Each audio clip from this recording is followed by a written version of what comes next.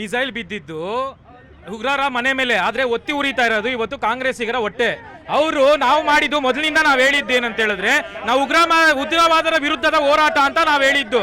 ನಾವು ಯಾವತ್ತೇ ಆಗಲಿ ಪಾಕಿಸ್ತಾನದ ಅಮಾಯಕ ಜನತೆ ಮೇಲೆ ನಾವು ಯುದ್ಧ ಸಾರಿಲ್ಲ ಪಾಕಿಸ್ತಾನದ ಅಮಾಯಕ ಜನತೆ ಮೇಲೆ. ಇವತ್ತೇನಂತ ಹೇಳಿದ್ರೆ ಕಾಂಗ್ರೆಸ್ಸಿಗರು ಹತಾಶೆಗೊಂಡು ಪಾಕಿಸ್ತಾನದ ಮೀಡಿಯಾದಲ್ಲಿ ಪಾಪ್ಯುಲಾರಿಟಿಗೋಸ್ಕರ ಮನ ಬಂದಂತೆ ಇಷ್ಟ ಬಂದಂತೆ ಮಾತಾಡೋಕ್ಕೆ ಶುರು ಮಾಡಿದ್ದಾರೆ. ಅದು ಏನಂತ ಹೇಳಿದ್ರೆ ಇವತ್ತಿನ ದಿನಕ್ಕೆ ಇವತ್ತು ಏನು ನಮ್ಮ ಕರ್ನಾಟಕ ರಾಜಕಾರಣಿಗಳಾಗಿರ್ಬೋದು, ನಮ್ಮ ಇಂಡಿಯಾದ ಕಾಂಗ್ರೆಸ್ ರಾಜಕಾರಣಿಗಳಾಗಿರ್ಬೋದು, ಪ್ರತಿಯೊಬ್ಬರೇನ ಅದೇ ತರನೇ ಮಾತಾಡ್ತಾ ಹೋಗಿದ್ದಾರೆ. ಏನಕ್ಕೆ ಅಂತ ಹೇಳಿದ್ರೆ ಪಾಕಿಸ್ತಾನಿ ಮೀಡಿಯಾಗಳಲ್ಲಿ ಇವರು ಓವರ್ ನೈಟ್ ಸ್ಟಾರ್ ಆಗೋಯ್ತಾರೆ. ಏನಕ್ಕೆ ಅಂದ್ರೆ ಭಾರತದ ವಿರೋಧ ಮಾತಾಡಬೇಕು, ಭಾರತದ ವಿರುದ್ಧ ಮಾತಾಡಿದ್ರೆ ಮಾತ್ರನೇ ಅವ್ರು ಸ್ಟಾರ್ ಆಗಕ್ಕಾಗೋದು. ಇವ್ರು ಏನಂತ ಹೇಳಿದ್ರೆ ಮೊದ್ಲಿಂದಾನು ಕೂಡ ಓಲೈಕೆ ರಾಜಕಾರಣ ಮಾಡ್ಕೊ ಬಂದಿದ್ದಾರೆ. ಓಲೈಕೆ ರಾಜಕಾರಣ ಮಾಡ್ಕೊ ಬಂದಿದ್ದಕ್ಕೆ ಇವರು ಅಧಿಕಾರ ಕಳ್ಕೊಂಡಿದ್ದಾರೆ. ಇದು ಇವ್ರಿಗೆ ಮನಗೊಳ್ತಾ ಇಲ್ಲ.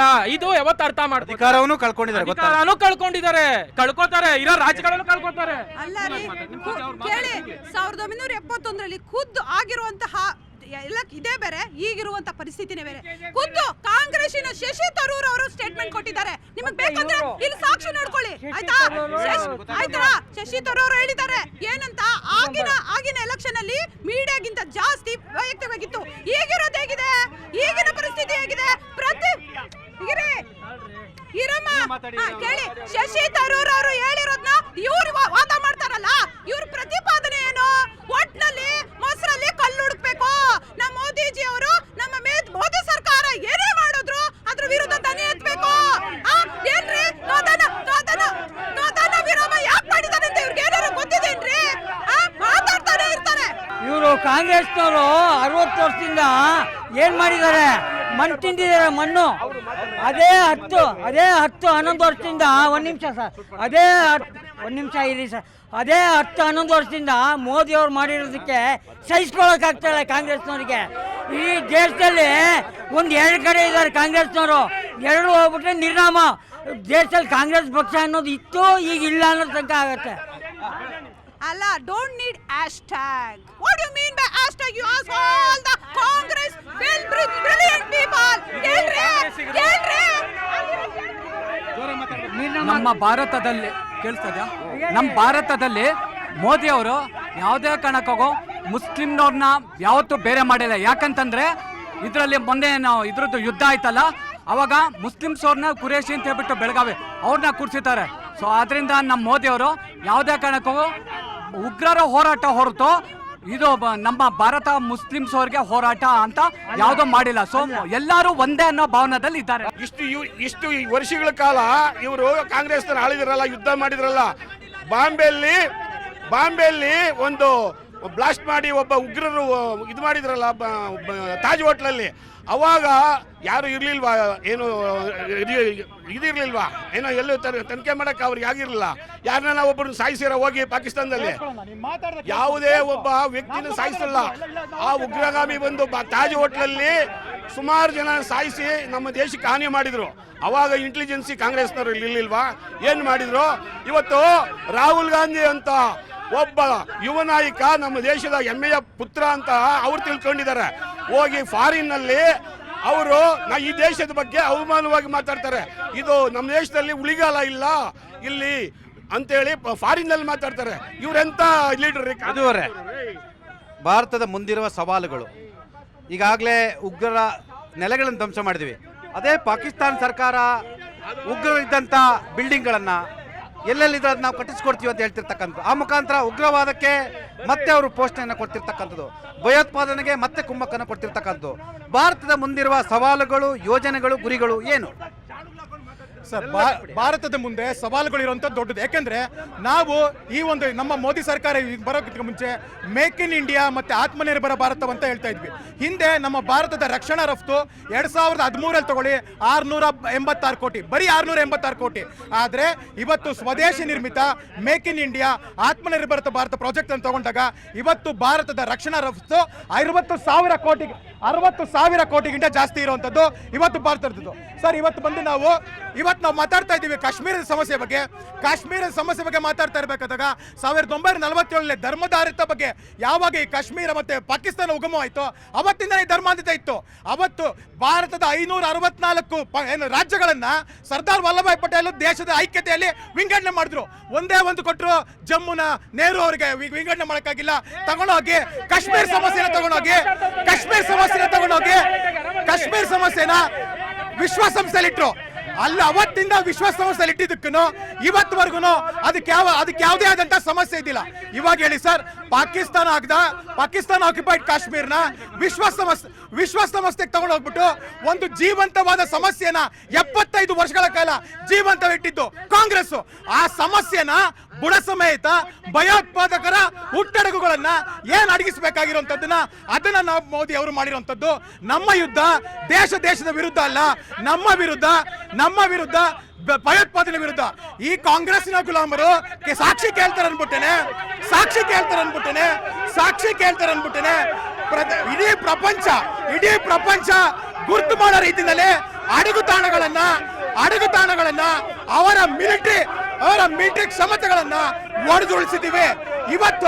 ಇವತ್ತು ಪಾಕಿಸ್ತಾನದ ಏಜೆಂಟ್ಗಳು ಕರ್ನಾಟಕದ ಕಾಂಗ್ರೆಸ್ ಅಂತ ಇವರೆಲ್ಲ ಆಕ್ಟಿವ್ ಆಗಿದ್ದಾರೆ.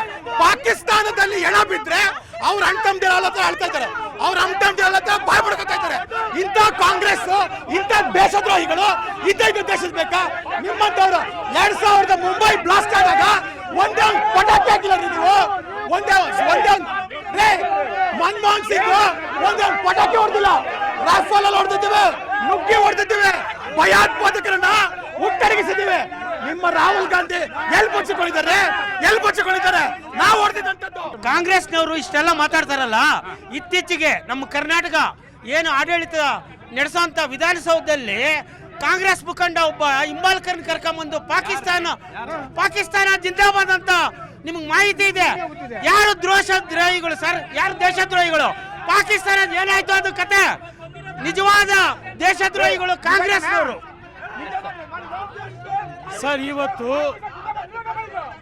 ಯುದ್ಧ ನಿಲ್ಲಿಸಿಲ್ಲ, ವಿರಾಮ ಅಂದ್ರೆ ಹುಲಿ ಬೇಟೆ ಮಾಡೋವಾಗ 2 ಹೆಜ್ಜೆ ಹಿಂದೆ ಹೋದ್ರೆ ಹುಲಿ ಹೆದರ್ಕೊಳ್ತು ಅಂತ ಅಲ್ಲ, ಕಾಯ್ಬೇಕು. ಇವಾಗ ನೆಕ್ಸ್ಟ್ ಅಟ್ಯಾಕ್ ಮಾಡಿದ್ರೆ ಇವಾಗ ಇನ್ನೊಂದು ವಿಷಯ ಏನಂದ್ರೆ ಸರ್, ಇವಾಗ DGM ಕಾಲ್ ಮಾಡಿ ರಿಕ್ವೆಸ್ಟ್ ಮಾಡ್ಕೊಂಡು ಇದಕ್ಕೋಸ್ಕರ ವಿರಾಮ ಮಾಡಿದ್ದಾರೆ. ನೆಕ್ಸ್ಟ್ ಅಟ್ಯಾಕ್ ಆಗೇ ಆಗುತ್ತೆ. ಆವಾಗ ಪಾಕಿಸ್ತಾನ ಮೇಲೆ ಯುದ್ಧ ಆಗುತ್ತೆ.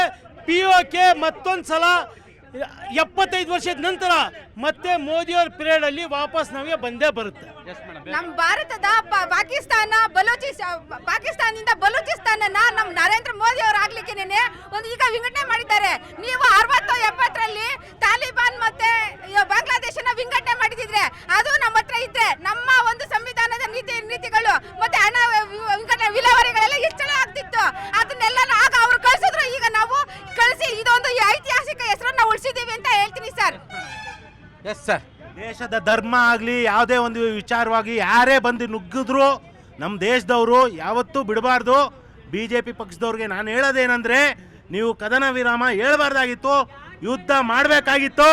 ಪಾಕಿಸ್ತಾನದವ್ರಿಗೆ ಭಿಕ್ಷೆ ಬೇಡ್ತವ್ರಿಗೆ ಅವ್ರಿಗೆ ಇನ್ನೂ ಒಂದು ಭಿಕ್ಷೆ ಬೇಡಂಗೆ ಮಾಡಬೇಕಾಗಿತ್ತು. ದೇಶದ ಹೆಣ್ಮಕ್ಳಿಗೆ ಅನ್ಯಾಯ ಆದಾಗ ಸಿಂಧೂರ ಅಂತ ಭಾವನಾತ್ಮಕ ಹೆಸರಿಟ್ಬಿಟ್ಟು ಅದಕ್ಕೆ ಇವತ್ತು ನಮ್ಮ ಮೋಸ ಮಾಡಿ ನಮ್ಮ ಹೆಣ್ಮಕ್ಳಿಗೆಲ್ಲ ಅನ್ಯಾಯ ಮಾಡ್ತಾ ಇದ್ದಾರಲ್ಲ. ಇವ್ರದ್ದು ಬಿಸ್ನೆಸ್ ಪಾರ್ಟ್ನರ್ಗಳ ಮಾತೇ ಇಂಪಾರ್ಟೆಂಟ್ ಅಂದ್ರೆ ನಮ್ಮ ದೇಶದ ಜನ ನಾವೇನ್ ಮಾಡ್ಬೇಕು? ಯುದ್ಧದಲ್ಲಿ ನಮ್ಮ ನಾಗರಿಕರು 15 ಜನ ಸತ್ತಿದ್ದಾರೆ, ಅದಕ್ಕೆ ಉತ್ತರ ಯಾರು ಕೊಡ್ತಾರೆ? ಹೆಣ್ಮಕ್ಳ ಬಗ್ಗೆ ಒಂದಿಷ್ಟು ಕಿಂಚತ್ ಇಲ್ವಾ? ಇವರ BJP ಪಕ್ಷದವ್ರಿಗೆ ಅನ್ಯಾಯ ಇಲ್ವಾ? ಒಂದು ಯಾರದು ಕುರುಷಿ ಅವ್ರಿಗೆ ಉತ್ತರ ಪ್ರದೇಶದ ಒಂದು BJP ಪಕ್ಷದ ಒಂದು ಹೆಣ್ಮಕ್ಳು ಹೇಳ್ತಾಳೆ ಉಗ್ರಗಾಮಿಗಳ ತಂಗಿ ಅವರು ಅಂತ. ಅದನ್ನ ಕೇಳಕ್ ಇವ್ರಿಗೆ ಬಾಯಿಲ್ಲ. ಇಲ್ಲಿ ಬಂದು ಇವ್ರಗಳ ಮೇಲೆ ಯುದ್ಧ ಮಾಡಕ್ತಾರೆ. ಅಲ್ಲೋಗಿ ಯುದ್ಧ ಮಾಡಿ ನಮ್ಮ ಹೆಣ್ಮಕ್ಳು ಸಿಂಧೂರ ಅಳಿಸಿದವ್ರಿಗೆ ನ್ಯಾಯ ಕೊಡಿಸಿ. ಭಾರತದ ಸೈನ್ಯ ಭಾರತದ ಮರ್ಯಾದೆಯನ್ನ ಉಳಿಸಿದೆ. NDA ಸರ್ಕಾರ ಜಾಗತಿಕವಾಗಿ ಭಾರತದ ಮರ್ಯಾದೆಯನ್ನ ಉಳಿಸೋದ್ರಲ್ಲಿ ಸಂಪೂರ್ಣವಾಗಿ ವಿಫಲವಾಗಿದೆ. ಲೇಸರ್ ಮ್ಯಾನ್ ಇದಾರಲ್ಲ sir, laser man FM Jaishankar foreign minister ಆಗಿ ಸಂಪೂರ್ಣವಾಗಿ ವಿಫಲರಾಗಿ ಹೋಗಿದ್ದಾರೆ. ಅವರ ಕಿರೀಟ ಕೆಳಗೆ ಬಿದ್ದಿದೆ. ಮೊದಲನೇದಾಗಿ ಹೇಳಿ ನೋಡಿ ಸರ್, ಅವರು ನಾವು ಒಳಗೆ ಬಂದಿದ್ರೆ ಅವರು ನಮ್ಮ ಮೇನ್ ಇಂಟೆಲಿಜೆನ್ಸ್ ವಿಫಲವಾಗಿದೆ. ಅಲ್ಲಿ ಏನು ನಮ್ಮ ರಾಷ್ಟ್ರೀಯ ಭದ್ರತೆ ಏನಿದೆ ಅದು ವಿಫಲವಾಗಿದೆ ಸರ್. ಅವ್ರು ಬಂದು ಹೊಡೆದಿದ್ದು ಅದರ ವಿಫಲತೆ ಅದು. ಇಡೀ ದೇಶದ ಸಾರ್ವಭೌಮತ್ವವನ್ನು ತಗೊಂಡೋಗಿ ಅಮೆರಿಕದ ಮುಂದೆ ಅಡ ಇಟ್ಟಿರೋದು ಇವತ್ತು ಮೋದಿ ಅವರು. ಟ್ರಂಪ್ಗೆ ಗುಲಾಮರಾಗಿರ್ತಕ್ಕಂಥದ್ದು ಇವರು, ಕಾಂಗ್ರೆಸ್ಸಿಗರಲ್ಲ. ಇವರು ನೆಹರು ಬಗ್ಗೆ ಮಾತಾಡ್ತಕ್ಕಂಥ ನೈತಿಕತೆ ಇವ್ರಿಗೇನು ಇಲ್ಲ. ನೆಹರೂರವರು ಬ್ರಿಟಿಷರಿಂದ ಗುಲಾಮಗಿರಿಯಿಂದ ನಮ್ಮನ್ನು ಹೊರಗಡೆ ಕರ್ಕೊಂಡ್ಬಂದು ಸ್ವತಂತ್ರಕ್ಕೋಸ್ಕರ ಹೋರಾಟ ಮಾಡಿ ಸ್ವತಂತ್ರ ತಂದು ಕೊಟ್ಟಂತವರು. ಅವ್ರು ಯಾರಾದ್ರೂ ಸ್ವತಂತ್ರ ಈ ದೇಶದಲ್ಲಿ ಇವತ್ತು ನೋಡಿ ಅವ್ರು ಏನ್ ಮಾತಾಡ್ತಿದ್ದಾರೆ. ನೆಹರು ಬಗ್ಗೆ ಕೇವಲ ನೀವು ಆಕ್ಚುಲಿ ಇವತ್ತು ಇಡೀ ದೇಶದ ಸೈನ್ಯದ ಘನತೆಯನ್ನ ಅಂತಾರಾಷ್ಟ್ರೀಯ ಮಟ್ಟದಲ್ಲಿ ಕಳೀತಾ ಇರೋದು ಮೋದಿ ಅವರು. ನೋಡಿ, ಇವತ್ತು ಭಾರತದ ವಿದೇಶಾಂಗ ನೀತಿಯನ್ನ ವಿಫಲಗೊಳಿಸಿರುವಂತ ಮೋದಿ ಅವರು ಇದಕ್ಕೆ ನೈತಿಕ ಹೊಣೆಯನ್ನ ಹೊರಬೇಕಾಗುತ್ತೆ, ರಾಜೀನಾಮೆಯನ್ನ ಕೊಡಬೇಕಾಗುತ್ತೆ. ಭಾರತದ ಒಳಗಡೆ ಭಯೋತ್ಪಾದಕರು ಬಂದಂತ ಇದನ್ನ ವಿಚಾರವನ್ನ ಎದುರಿಸೋದ್ರಲ್ಲಿ ವಿಫಲರಾಗಿದ್ದಾರೆ, ವಿದೇಶಾಂಗ ನೀತಿನಲ್ಲಿ ವಿಫಲರಾಗಿದ್ದಾರೆ. ಇವರು ಬಿಜೆಪಿನವರು ಇವತ್ತು ಬ್ರಿಟಿಷರು ಗುಲಾಮರು, ಇವತ್ತು ಅಮೆರಿಕದ ಗುಲಾಮರಾಗಿದ್ದಾರೆ ಇವರು. ನೋಡಿ, ನಾವು ಈಗ ಇಲ್ಲೆಲ್ಲ ಚರ್ಚೆ ಮಾಡ್ತಿದೀವಲ್ಲ, ಈ ಥರದಲ್ಲಿಲ್ಲ. ವಿದೇಶಿ ಪತ್ರಿಕೆಗಳು ದಿನ ಏನು ಬರೀತಿದೆ ಅಂತ ಇವ್ರಿಗೆ ಯಾರಿಗೂ ಗೊತ್ತೇ ಇಲ್ಲ. ಇದು ಇವರ ಸೃಷ್ಟಿ ಮಾಡಿರುವಂಥ ಸರ್ವಪಕ್ಷದ ಸಭೆ ಕರೆದು ಮತ್ತು ವಿಶೇಷ ಸಂದರ್ಭ, ಇದು ಸಂಘರ್ಷ ನಡೀತಿರುವಂಥ ಸಂದರ್ಭ, ವಿಶೇಷ ಸಂಸತ್ ಅಧಿವೇಶನ ಕರಿಬೇಕು. ಮತ್ತು ನೋಡಿ, ಆರ್ಥಿಕವಾಗಿ ಈ ದೇಶದ ಪರಿಸ್ಥಿತಿ ಏನಾಗಿದೆ ಈ ಸಂಘರ್ಷದಿಂದ. ಮತ್ತು ನಿಮ್ಮ ನೇಮಕಾತಿ ಆಗಿಲ್ಲ. ಕಳೆದ 15-12 ವರ್ಷದ ಮೋದಿ ಆಡಳಿತದಲ್ಲಿ 1 ಲಕ್ಷ ಸೈನಿಕರ ನೇಮಕಾತಿ ಆಗಿಲ್ಲ. ಅಗ್ನಿವೀರ್ಗಳು ಅಂತ ಹೇಳ್ಬಿಟ್ಟು ಕೇವಲ 4 ವರ್ಷಕ್ಕೆ ನೇಮಕಾತಿ ಮಾಡ್ತಾ ಇದ್ದಾರೆ. ಆ ಸೈನಿಕರಿಗೆ ಇವತ್ತವರೆಗೂ ಆರ್ಥಿಕವಾದಂತ ಶಕ್ತಿ ಇಲ್ಲ, ಅವರ ಭವಿಷ್ಯ ಡೋಲಾಯಮಾನ ಪರಿಸ್ಥಿತಿನಲ್ಲಿದೆ. ಇವತ್ತು ಭಾರತದ ಸೈನಿಕರ ನೈತಿಕ ಶಕ್ತಿಯನ್ನ ಮೋದಿ ಅವರು ಹಾಳು ಮಾಡಿ. ಅದಕ್ಕಿಂತ ಬಹಳ ಪ್ರಮುಖವಾಗಿರುವಂಥದ್ದು ಏನು ಅಂತಂದ್ರೆ, ಮೊದಲು ಇವರು ಮಾಡಬೇಕಾಗಿರೋದು ಸರ್ವಪಕ್ಷ ಸಭೆ ಕರೆದು ತಪ್ಪಿಸ್ಕೋಬಾರ್ದು. ಇವರು ವಿಶೇಷ ಅಧಿವೇಶನ ಕರೆದು ಬೇರೆಯವ್ರ ಕೈಲಿ ಉತ್ತರ ಕೊಡಿಸಬಾರ್ದು. ಇವರು 2 ಬಾರಿ, 1 ನಿಮಿಷ ಇರಪ್ಪ, 2 ಬಾರಿ ರಾಜೀನಾಮೆ ಕೊಡಬೇಕಾಗಿತ್ತು. ಮೊದಲು ಪುಲ್ವಾಮಾ ಅಟ್ಯಾಕ್ ಆದಾಗ ಅವ್ರು 3 ಜನರು ರಾಜೀನಾಮೆ ಕೊಡಬೇಕಾಗಿತ್ತು. ಈಗ ನೈತಿಕ ಹೊಣೆ ಇತ್ತು. ಆ ಅಟ್ಯಾಕ್ ಆದ ತಕ್ಷಣ ಮೋದಿ ಅವರು, ಅಮಿತ್ ಶಾ ಅವರು ಮತ್ತು ರಾಜನಾಥ್ ಸಿಂಗ್ ಅವರು ರಾಜೀನಾಮೆ ಕೊಟ್ಟಿದ್ದಾರ. ಮೊದಲು ಅದನ್ನು ಮಾಡಲಿ. ಅದನ್ನು ಬಿಟ್ಟು ಇವರು ಏನೋ ಬೇರೆ ತರ ಬೀಭತ್ಸವಾಗಿ ಬಿಂಬಿಸ್ಕೊಳ್ಳೋದು ಇವರು ಸರಿ ಇಲ್ಲ. ಇವರು ಯುದ್ಧ ನೀತಿ ಸರಿ ಇಲ್ಲ. ನಮ್ಮ ದೇಶ ವಿದೇಶಾಂಗ ನೀತಿಯೇ ಗೊತ್ತಿಲ್ಲ ಮೋದಿ ಅವ್ರಿಗೆ. ಸರ್, ನಾನು ಹೇಳಕ್ ಇಚ್ಛಿಸ್ತೀನಿ, ಈ ಪೆಹಲ್ಗಾಮ್ ಅಟ್ಯಾಕ್ ಅಲ್ಲಿ ವೀರ ಮರಣ ಹೊಂದಿರೋರ್ ಮನೆಗೆ ಪ್ರಧಾನಿಯವರು ಹೋಗಿ ಸಾಂತ್ವನ ಹೇಳ್ಬೇಕು. 2ನೇದು, ಯಾರಿಗೆ ಏಟ್ ಬಿದ್ದಿದೆ ಅವ್ರ ಜೊತೆ ಈ ಭಾರತ ದೇಶ ಇದೆ, ನಾನು ಪ್ರಧಾನಿ ಇದ್ದೀನಿ ಅಂತ ಒಂದು ಸೂಚನೆ ಕೊಡಬೇಕು. ಅದು ಮಾಡಿಲ್ಲ. ಇವ್ರಿಗೆ ಹೊಣೆಗಾರಿಕೆ ಇಲ್ಲ, ರಾಜತಾಂತ್ರಿಕ ವ್ಯವಸ್ಥೆ ಬಗ್ಗೆನೂ ಅರಿವಿಲ್ಲ, ಯಾರ ಮಾತು ಕೇಳಲ್ಲ. ಸರ್, ನಮ್ಮ ದೇಶದ ವಿಪರ್ಯಾಸ ಏನಂದ್ರೆ, ನಮ್ಮ ದೇಶದ ರಕ್ಷಣೆ, ನಮ್ಮ ದೇಶದ ಸುಭದ್ರತೆ ವಿಷಯಕ್ಕೆ ಬಂದಾಗ ಬಿಜೆಪಿಯವರು ಇವತ್ತು ಪೊಪೆಟ್ಗಳ ತರ ಆಡ್ತಾ ಇದ್ದಾರೆ. ಅವರು ಮೋದಿಗೆ ಅವ್ರೊಂದು ಸಂದೇಶ ಕೊಡಬೇಕು. ಇರೋ ಬಿಜೆಪಿ ಕಾರ್ಯಕರ್ತರುಗಳೆಲ್ಲ ಲೆಟರ್ ಬರೀಬೇಕು, ಮೋದಿಜಿ ಅವರೇ ವಾರ್ ಮಾಡಿ, ನಮ್ಗೆ ಮಾನ ಮರ್ಯಾದೆ ಹೋಗ್ತಾ ಇದೆ, ನಮ್ಮ ಮಾನ ಮರ್ಯಾದಿನ ಉಳಿಸಿ ಅಂತ ಲೆಟರ್ ಬರೀಬೇಕು. ಆ ಕೆಲಸನ ಫಸ್ಟ್ ಮಾಡ್ಲಿ. ಭಾರತೀಯ ಸೇನೆ ಮೇಲೆ ಅನುಮಾನ ಪಡೋದು ನಮ್ಮ ಎತ್ತ ತಾಯಿ ಮೇಲೆ ಅನುಮಾನ ಪಟ್ಟಿರೋ ತರ. ಎತ್ತ ತಾಯಿ ಮೇಲೆ ಸಾಕ್ಷಿ ಕೊಡ್ರಿ, ದೇಶ ಜನತೆ ಮುಂದೆ ಸಾಕ್ಷಿ ಕೊಡ್ರಿ. ನೀವು ಸಾಕ್ಷಿ ಕೇಳೋ ಗುಲಾಮರು ನೀವು. ಭಾರತೀಯ ಸೇನೆ ಇಡೀ ವಿಶ್ವ ಮಾತಾಡ್ತಾರೆ. ದೇಶದ ಮುಂದೆ ಸಾಕ್ಷಿ ಕೊಟ್ಟಿರುವಂತದ್ದು ನೌಕಾಪಡೆ, ಆರ್ಮಿ ಮತ್ತೆ ವಿಂಗ್ ಕಮಾಂಡರ್ಸ್, ದೇಶದ ನಾಗರಿಕರ ಮುಂದೆ ಇವತ್ತೇನು ಸಿಂಧೂರ 140 ಕೋಟಿ ಜನ ನಿಮ್ಗೆ ಹೆಲ್ಪ್ ಮಾಡ್ಬೇಕಾದ್ರೆ ಕಳ್ಳಕಾಯಿ ಕೇಳ್ತಾ ಇದೀರ ನೀವು. ಈ ಕಾಂಗ್ರೆಸ್ ಸಪೋರ್ಟ್ ಇಂದನೇ ನಮ್ಮ ದೇಶ ಹಾಳಾಗಿರೋದು ಪಾಕಿಸ್ತಾನಕ್ಕೆ. 10 ವರ್ಷ ಕಾಲ ದೇಶದಲ್ಲಿ 100 ಬಾಂಬ್ ಬ್ಲಾಸ್ಟ್ ಆಯ್ತು. ಒಂದ್ ಪಟಾಕಿ ಬಿಡಕ್ಕೆ ಹೋಗಿದ್ದೇ ಇಲ್ಲ. ಇವತ್ತು ಬಾಂಬ್ ಬ್ಲಾಸ್ಟ್ ಮಾಡಿ ಪಾಕಿಸ್ತಾನ ಹೊಡೆದಿರೋದ್ರೆ, ಪಾಕಿಸ್ತಾನ ಹೊಡೆದಿರೋದು ಯುದ್ಧ ಮಾಡಕ್ಕೆ ಆಗ್ತಾ ಇಲ್ಲ. ಗುಲಾಮ್ಗಿರಿ ಮಾಡ್ತಾರೆ. 62ನೇ ಇಂಡೋ ಚೈನಾ ಯುದ್ಧದಲ್ಲಿ ಸೈನಿಕರಿಗೆ ಜಾಕೆಟ್ ಕೊಟ್ಟಿಲ್ಲ, ಬೂಟ್ ಕೊಟ್ಟಿಲ್ಲ, ಯೋಗ್ಯತೆ 1000 ಕಿಲೋಮೀಟರ್ ನಮ್ಮ ಲಡಾಖ್ ಇದನ್ನ ಚೈನಾ ಕೊಟ್ಟಿರೋಂಥದ್ದು ಮಹಾದ್ರೋಹಿ ಭ್ರಷ್ಟ ಪಕ್ಷ ಪ್ರಧಾನಿ ನೆಹರು ಹೇಳ್ತಾ ಇದ್ರು ಲಡಾಖ್ ನಲ್ಲಿ ಏನು ಬೆಳೆಯಲ್ಲ ಅಂತ. ಅದಕ್ಕೆ ಪ್ರತಿಪಕ್ಷದವ್ರು ಹೇಳಿದ್ರು, ನೆಹರು ಅವರೇ ನಿಮ್ ತಲೆ ಮೇಲೆ ಗೌರವ ಬರ್ತಿಲ್ಲ, ನಿಮ್ ತಲೆ ಇರ್ಬೇಕಾ ಬೇಡ ಅಂತ ಕೇಳಿದ್ರು. ಸರ್, ಸಿದ್ದರಾಮಯ್ಯನವರು ಕಾಂಗ್ರೆಸ್ಸಿನವರ ಇಬ್ಬದಿ ನೀತಿ ಏನು ಅಂದ್ರೆ, ಸಿದ್ದರಾಮಯ್ಯನವರು ಯುದ್ಧ ಬೇಡ ಅಂತಾರೆ, ಈಗ ಕಾಂಗ್ರೆಸ್ನವರು ಯುದ್ಧ ಬೇಕು ಅಂತಾರೆ. ಇದು ಇವ್ರ ನಾಯಕರ ನಾಟಕ, ಕಾಂಗ್ರೆಸ್ಸಿನವರ ದೊಡ್ಡ ನಾಟಕ. ನಾಚಿಕೆ ಆಗ್ಬೇಕು.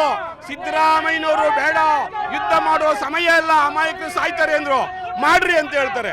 ಈಗ ಇವರ ಕಾಂಗ್ರೆಸ್ ಇಬ್ಬದಿ ನೀತಿ ಕೇಳ್ಬಿಟ್ಟು ನಾಚಿಕೆ ಆಗ್ಬೇಕು. ಸೈನಿಕರಿಗೆ ಗೌರವ ಕೊಡಬೇಕು ಬೇಡವಾ? ಮೋದಿ ನಮ್ಮ ದೇಶದ ಪ್ರಧಾನಮಂತ್ರಿ, ಅವರನ್ನ ಗೌರವ ಕೊಡಬೇಕು. ಮೋದಿಜಿ ಅವರು ಹೇಳ್ದೇನೆ ಸೈನಿಕರು ಮಾಡೋಕ್ ಸಾಧ್ಯನಾ? ಮೋದಿಜಿ ಅವರು ದೇಶದ 2ನೇ ಪ್ರಜೆ, ಇದನ್ನ ಅರ್ಥ ಮಾಡ್ಕೊಳ್ಳಿಲ್ಲ ಅಂತ ಈ ಕಾಂಗ್ರೆಸ್ ಕಾರ್ಯಕರ್ತರಿಗೆ ಹೇಳ್ತಾ ಇದ್ದೀನಿ. ನಾವು ಸೈನಿಕರಿಗೆ ಗೌರವ ಕೊಡೋ ಉದ್ದೇಶದಿಂದಲೇ ನಿನ್ನೆ ತಿರಂಗ ಯಾತ್ರೆ ಮಾಡಿದ್ವಿ. ಅಲ್ಲಿ ಸೇರಿದ ಜನ ನೋಡಿದ್ರೆ ಎಷ್ಟು ನಮ್ಮ ಬಿಜೆಪಿ ಗೌರವನ ಕೊಡ್ತಾರೆ ಅಂತ ಎಲ್ಲರಿಗೂ ಗೊತ್ತಾಗುತ್ತೆ.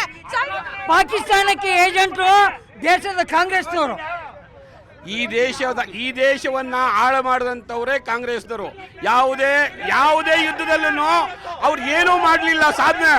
ಈಗ ಬಿಜೆಪಿ ನಮ್ಮ ಮೋದಿ ಸರ್ಕಾರ ಅವ್ರನ್ನ ಅಟ್ಯಾಕ್ ಮಾಡಿ ಉಗ್ರಗಾಮಿಗಳನ್ನ ಬಡಿದು ಸಾಯಿಸಿದ್ದಾರೆ. ಅದಕ್ಕಿಂತ ಇನ್ನೇನ್ರಿ ಬೇಕು?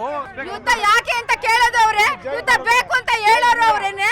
ಟ್ರಂಪ್ ಅವರು ಆಪಲ್ ಕಂಪನಿ ಕೊಡಲ್ಲ ಅಂತ ಹೇಳ್ತಾ ಇರ್ಬೇಕಾದ್ರೆ 225 ಕ್ಷೇತ್ರದಲ್ಲಿ ಒಂದೊಂದು ಕ್ಷೇತ್ರದಲ್ಲಿ MLA ಮೆಂಬರ್ಗಳಿದ್ದಾರೆ, ಮುಖ್ಯಮಂತ್ರಿಗಳು ಒಬ್ಬೊಬ್ರು ಇದ್ದಾರೆ. ಅವರೆಲ್ಲ ನಾನು ಆಂಡ್ರಾಯ್ಡ್ ಫೋನ್ ಅಲ್ಲಿ ಯಾಕೆ ಟ್ವಿಟರ್ ಮಾಡಬಾರ್ದು ಮೋದಿ ಅವ್ರಿಗೆ ಮತ್ತೆ ಡೊನಾಲ್ಡ್ ಟ್ರಂಪ್ ಅವ್ರಿಗೆ? ನೆನ್ನೆ ಸರ್ ನಮ್ ಜೈ ಇಂಡಿಯಾ ಸರ್, ಇಂಡಿಯಾಗೆ ಜೈ ಸರ್. ಈ ಕರ್ನಾಟಕ ಸರ್ಕಾರ ಮೊದಲು ವಿಧಾನಸೌಧಕ್ಕೆ ಭದ್ರತೆ ಕೊಡ್ಲಿ, ದೇಶದ ಭದ್ರತೆ ಮೋದಿ ನೋಡ್ಕೊಳ್ತಾರೆ ಸರ್. ಎಲ್ಲರೂ ಸೇರಿ ಘೋಷಣೆ ಆಗೋಣ ಸರ್.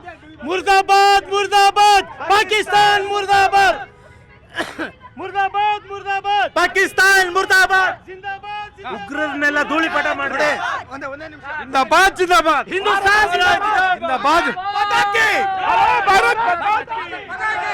ಇದು ಈ ವಾರದ ಜನಮನ. ಮುಂದಿನ ವಾರ ಮತ್ತಷ್ಟು ವಿಷಯಗಳೊಂದಿಗೆ ನಿಮ್ಮ ಮುಂದೆ ಹಾಜರಿರ್ತೀನಿ. ನ್ಯೂಸ್ 18 ಕನ್ನಡ ನೋಡ್ತಾ ಇರಿ.